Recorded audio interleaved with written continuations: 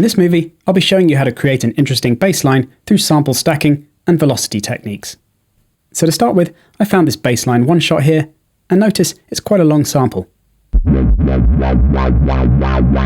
So if I drag it into Sampler then, I can start to mess around with it. What I'll do first then is open up the Zones tab, which is where you can see any samples in use and the MIDI notes that they're mapped to. And what I'll do now is duplicate the sample so it's on 3 separate zones. But now I don't want to change the keys the zones are mapped to, but I want to switch to velocity mode and then change these ranges instead.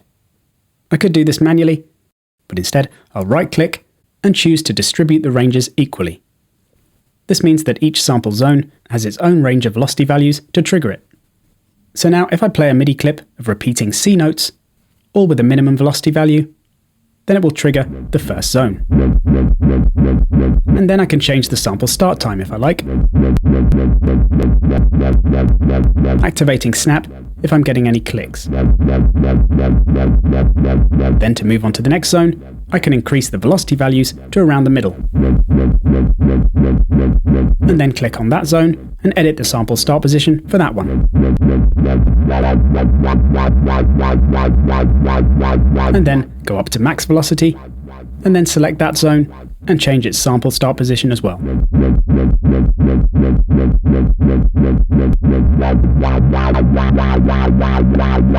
And now if I'm playing a MIDI clip with repeating notes with different velocity values, then you can hear how it switches between zones, so I get an interesting variation in the bass line instead of the exact same sound over and over.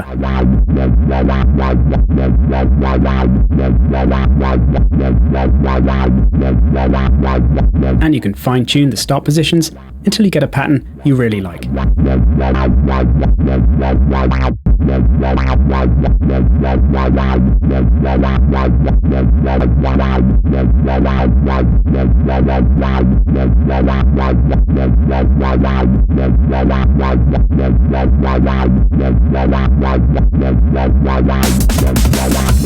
I hope you've enjoyed this quick tip.